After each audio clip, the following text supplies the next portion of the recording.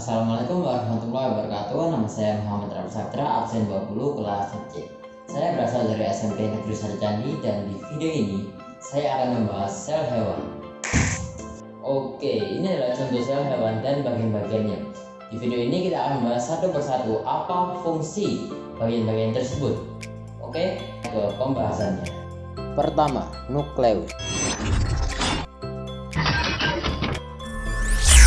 Nukleus merupakan inti sel yang menjadi pusat komando pada sel eukariotik. Nukleus memiliki fungsi antara lain untuk mengontrol informasi genetik yang ada di dalam sel, mengontrol sintesis protein dan enzim, dan yang terakhir mengontrol pertumbuhan dan pembelahan sel. Nukleus memiliki struktur organel yang besar dan dilapisi membran inti yang berpori. Kedua, membran inti.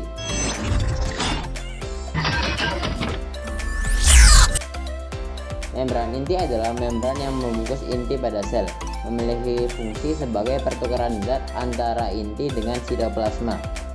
Dan struktur membran inti sel tersusun atas karbohidrat, protein, dan lemak.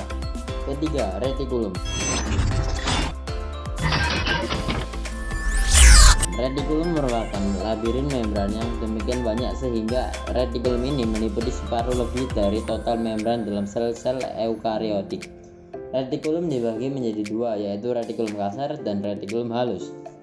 Retikulum kasar memiliki fungsi sebagai tempat sintesis protein, sedangkan retikulum halus memiliki fungsi sebagai tempat sintesis lipid. Keempat, ribosom. Ribosom adalah organel ukuran kecil dan padat yang terdapat dalam sel, memiliki fungsi sebagai pembuat protein dan yang melakukan sintesis protein di dalam sel. Struktur ribosom tersusun atas RNA dan protein. Masing-masing ribosom terdiri dari dua subunit RNA protein, yaitu subunit kecil dan subunit besar. Kelima, lisosom.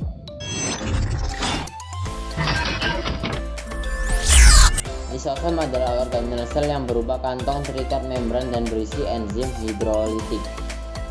Fungsi lisosom adalah untuk mengontrol perencanaan intraseluler pada berbagai kondisi. Struktur lisosom terbuat dari lapisan ganda lipid yang membungkus cairan yang mengandung berbagai enzim hidrolitik. Keenam, sitoplasma. Sitoplasma adalah bagian sel yang terbungkus membran plasma. Sitoplasma berfungsi sebagai tempat penyimpanan bahan kimia sel yang penting bagi metabolisme sel, seperti enzim-enzim, ion-ion, gula, lemak, dan protein. Struktur sitoplasma 70-90% bagian pada sitoplasma ini merupakan sitotol yang merupakan suatu cairan yang tidak mempunyai warna. Ketujuh, badan Golgi. Badan Golgi merupakan organel terbesar yang terdapat dalam sitoplasma, memiliki fungsi untuk membentuk kantung-kantung atau vesikula yang berfungsi untuk sekresi dan juga berfungsi untuk membentuk membran plasma. Struktur badan Golgi yaitu berupa berkas entung yang memiliki bentuk seperti cakram yang bercabang dan memiliki serangkaian pembuluh yang kecil di ujungnya. Kedelapan, membran sel.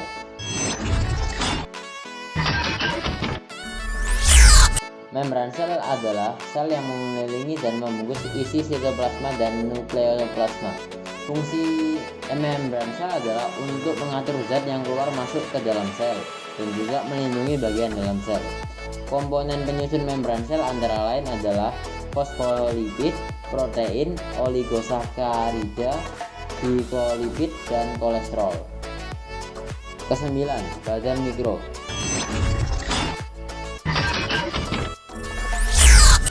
Badan mikro adalah organel sel yang berbentuk bulatan kecil dan terletak di sitoplasma. Berfungsi untuk perombakan hidrogen peroksida menjadi air dan oksigen dan perubahan lemak menjadi karbohidrat. Badan mikro ini terdiri atas glioksisom dan peroksisom. 10. Sitoskeleton. Sitoskeleton atau kerangka sel adalah jaring berkas-berkas protein yang menyusun sitoplasma dalam sel. Berfungsi memberi kekuatan mekanis untuk sel dan berfungsi sebagai kerangka sel. Sitoskeleton berperan dalam membantu gerakan substansi dari bagian sel satu ke bagian sel lainnya. Menyusun sitoskeleton secara umum terbagi menjadi 3, yakni mikrotubulus, mikrofilamen, dan filamen intermediate. Ke-11, centriole.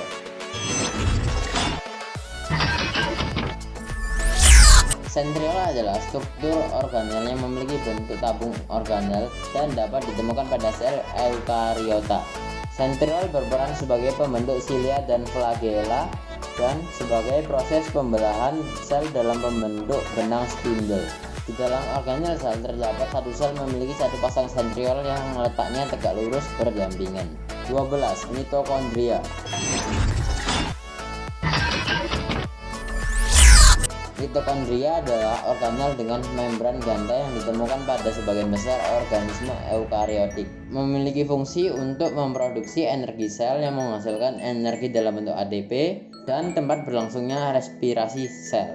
Struktur mitokondria terdiri dari 4 bagian utama, yaitu membran luar, membran dalam, ruang antar membran, dan matriks yang terletak di bagian dalam membran. 13. Vakuola.